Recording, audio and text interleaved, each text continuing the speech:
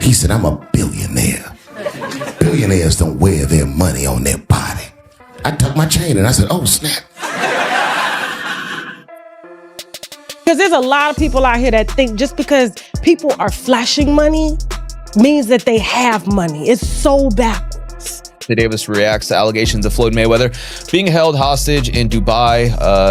Tank says he got to pay people that money back. That's coming from, Floyd Mayweather's protege, his former right-hand man, Gervonta Tank Davis. And here, Dave Chapelle didn't hold back when discussing Floyd Mayweather Jr.'s financial controversies, highlighting the contrast between his extravagant lifestyle and reports of outstanding financial obligations. He pointed to the irony of Mayweather publicly displaying immense wealth while facing questions about unpaid liabilities. That it's true that the Internal Revenue Service previously filed tax liens against Mayweather, including reported amounts of more than $22 million related to 2015 and roughly $7.2 million from 2010. While situations like these aren't unusual for high-earning athletes with complex finances, they still attract attention given Mayweather's public image of extraordinary wealth. Chappelle's remarks centered on that striking contrast, the difference between the luxury cars, stacks of cash, and confident public persona people see, and the financial responsibilities behind the scenes that often receive far less attention. When sell off property, you have the ability to liquidate some of your assets. You have the ability to go and get a loan to pay off this tax liability. So we're not buying it. So we'll see if this petition does get approved. It's Floyd Mayweather. It probably will get approved.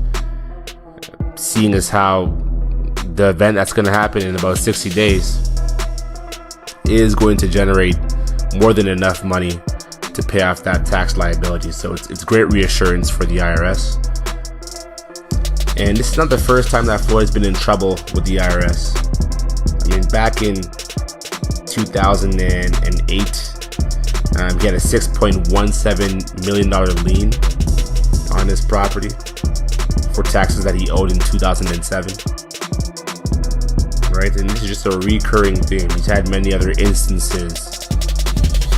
Back in 2011, apparently he owed $3.4 million in taxes that were incurred in 2009. Dave Chapelle, known for his sharp wit and unfiltered comedy, took aim at Floyd Mayweather Jr.'s financial decisions, joking that Mayweather's judgment isn't always the best when it comes to managing money. Coming from Chapelle, the remark blended humor with criticism, reflecting the broader narrative that has followed Mayweather for years, an athlete with extraordinary earning power who continues to face questions about his financial decisions. Whether viewed as fair criticism or simply comedic exaggeration, the joke highlights how Mayweather's handling of money has become part of his public image, extending well beyond the world of boxing. Do you think Mayweather should jump into the UFC? Oh, I don't know. I don't know what they're talking about money-wise or where he's at in his life. I'm a boxing fan. I'm not really I don't know anything about UFC. You're not. Do you think you should kind of stay in his lane, or do you think, maybe to capitalize on the success of the McGregor fight? I think Floyd made a clean getaway. I think he had a great record and the greatest run in the history of boxing. I don't know whatever makes him happy, you know what I mean? Yeah. But I think he did his thing, bro. Okay. Yeah, man, it's good to see you. You make me happy. Yeah, my man, thank you so much. Yeah, I appreciate you, man. All right. Floyd Mayweather Jr. recently claimed that he acquired a $42 million portfolio consisting of 62 rental buildings in Manhattan, describing it as one of his biggest real estate investments. However, reports citing New York City Department of Finance records that showed no clear ownership change have sparked questions about the transaction. Adding to the uncertainty, Mayweather's company, Vita Properties, has not publicly explained how the deal was structured today as a result. Some observers believe the arrangement may be more complex than initially presented, potentially involving partial ownership, investment interests, or future purchase rights instead of full ownership of the properties for now. The situation remains another example of the conflicting narrative surrounding Mayweather, bold public claims on one side and lingering questions on the other. Into my lifestyle, showing people how I live. Now, I know you guys see me on a regular talking about real estate. Well, lately, I purchased 62 apartment buildings in New York City. And what I need you guys to do, slide over and check out the photos. It's not all 62 buildings, it's a few buildings, but guess what? All the buildings belong to me I don't have no partners. And all the retail down low on my buildings all belong to me. Floyd Mayweather Jr.'s claim that he purchased 62 apartment buildings in Upper Manhattan for $42 million has attracted significant attention and skepticism. According to reports from Business Insider, publicly available property records do not clearly confirm full ownership, leading to speculation that the transaction may involve only a minority stake rather than complete control of the properties. That distinction is important. Fully owning an entire real estate portfolio is very different from holding a partial investment, even though those differences are not always obvious in public statements. As a result, the story continues to reflect two competing narratives, Mayweather presenting the transaction as a major personal acquisition, while outside reports suggest the deal may be more complex and involve a less controlling ownership position. Floyd Mayweather Jr. I mean, we all know him, the tremendous, talented boxer, but people don't realize how smart he is in business, especially real estate. He just did a blockbuster deal, forget about it. Upper Manhattan, 1,000 units, consisting of 60 buildings, affordable housing, $402 million purchase price to sell a Black Spruce Management. This is going to be a monster huge deal. Already a very big portion of it already closed. The remaining portion should be closing the beginning of 2025. This is a guy who believes in long-term wealth, generational wealth. He's heavily involved in skyscrapers. Now he's getting very, very big in affordable housing in Upper Manhattan. Tremendous deal. $402 million. Once again, 1,000 units, 60 buildings. Forget about it, Maron. That's what I'm talking about. That's smart. That's generational wealth, in my opinion. Not financial advice, not a financial planner, but very, very impressed. Floyd Mayweather Jr. Not too shabby. V for victory. Dave Chapelle described Floyd Mayweather Jr.'s situation with his trademark blend of humor and insight. His message wasn't simply about money. It was about the attention that comes with the height of Mayweather's public displays of wealth, luxury cars, stacks of cash, and an extravagant lifestyle. He naturally drew attention from every direction. That level of success attracts not only fans, but also investors, critics, opportunists, and anyone interested in the story. Rather than keeping his fortune private, Mayweather made it a central part of his public image. Now, as new questions and controversies continue to emerge, Chapelle points to the irony.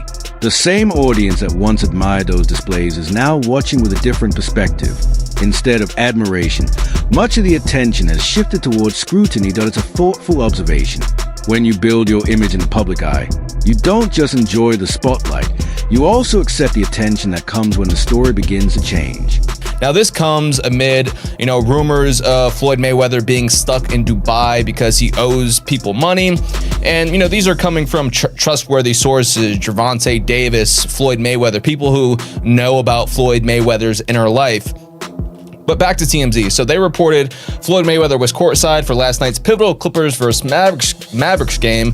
But before money got to the arena, he was handing it out, blessing 3 homeless men with $30K. Now, there are no pictures, there is no video of this happening, but there is an official TMZ article, and TMZ usually gets it right. TMZ also said, we're told Mayweather began talking to the guys and decided he wanted to help, so he busted out his backpack and blessed each guy with 10 racks. Floyd Mayweather Jr. has long built his public image around wealth, luxury cars, stacks of cash, and an extravagant lifestyle. That money persona has become one of the defining parts of his brand, however. The narrative surrounding him often includes claims and rumors that remain unverified. Stories suggesting he was stranded in Dubai over unpaid debts, for example, have circulated online, but there is no confirmed evidence supporting that specific claim. There have been legitimate financial headlines involving Mayweather, including past tax matters and business-related disputes, but those are very different from claims that he is broke or avoiding financial obligations. As with many high-profile figures, the reality is often more complicated. Enormous earnings, complex financial affairs, and a public image that is frequently amplified for attention. While it's reasonable to question the difference between public perception and reality, it's equally important to separate verified facts from viral stories that can quickly become exaggerated. And I've seen these kinds of things play out in front of me Okay. When I saw you say you heard the stories, what do you mean? What stories? I mean, you see before, look, Mariah Carey made a $100 million deal, and 3 months later, she's all of a sudden mysteriously crazy. Or Martin Lawrence punches through and he's waving a gun on the street screaming, "They're trying to kill me." Yeah, we hear those stories. And it always happens around the time in their career where it seems as though they're crossing over the next plateau. Yeah. Would you say you lost your mind, sort of? No. No. Not exactly. Okay. I wasn't crazy, but it's incredibly stressful. Yeah. And I felt like in a lot of instances, I was deliberately being put through stress because, when you're a guy that generates money, people have a vested interest in controlling. Yeah. It's easy to see why that story raises questions. It seems straightforward, but the reality is more complicated. Floyd Mayweather Jr. and 50 Cent have had a long-running public feud, and claims like the reported $2 million dispute are part of that ongoing conflict. While 50 Cent has said he felt cheated after helping Mayweather's business during his time away, Mayweather has never accepted that version of events. The key point is that the dispute was never clearly proven or publicly resolved through a legal ruling, leaving it as a personal disagreement rather than confirmed financial misconduct. As for the question, if Floyd had the money, why wasn't it paid? Business finances at that level are rarely simple. Payments involving promotions, partnerships, or companies can be delayed by contracts, disputes, or the way agreements are structured, not necessarily because someone lacks the money.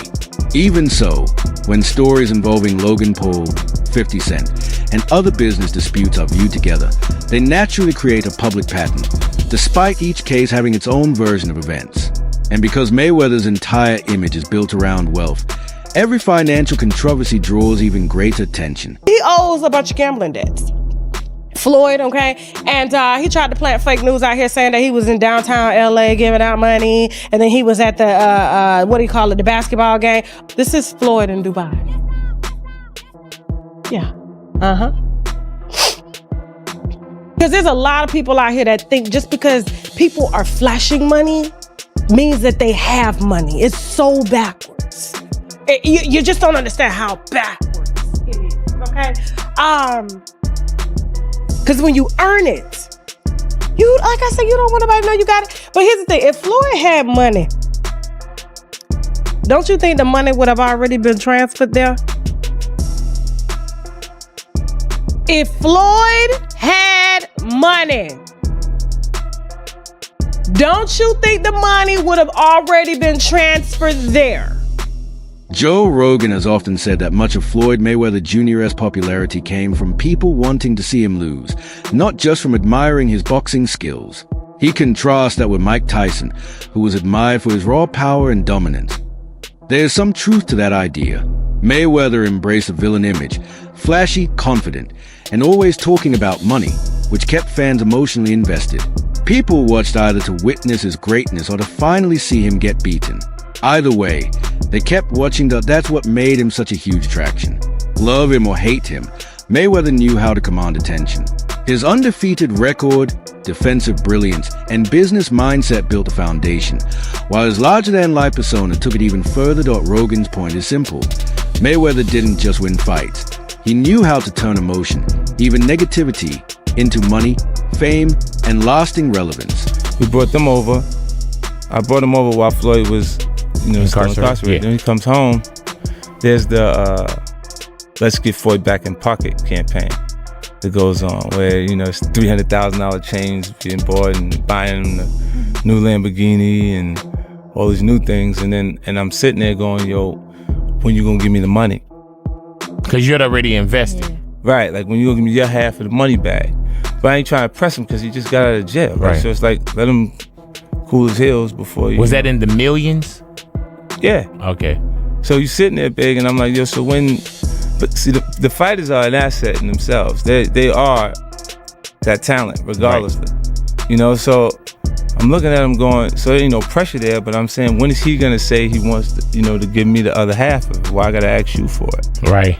And then when are we talking over $2 million? It's about that. Oh, okay. At that point, it was, invested in. All right. So look, he goes, when he finally does bring up the actual the situation, he he acted like he didn't know anything. Like, I didn't tell y'all to do that. I didn't tell you to do that. Oh, man. And I'm looking at him, and he looked in my face and he tell me to do that. Floyd Mayweather Jr. has often made bold claims about his wealth, including earning millions every month and comparing his financial success to figures like Bill Gates. Statements like these always attract attention, but they also invite skepticism. Financial experts note that boxing income rarely comes as steady monthly earnings. Instead, it is largely event-driven, with enormous fight purses followed by periods of lower income. So while Mayweather has unquestionably earned hundreds of millions during his career, presenting it as regular monthly income can be misleading. His lavish lifestyle, private jets, luxury cars, expensive jewelry, and other high-end purchases has also fueled debate about how sustainable that level of spending is over the long term. In the end, that's what makes Mayweather such a compelling figure. Proven financial success mixed with bold public claims and a carefully built image that keeps fans wondering where reality ends and the persona begins.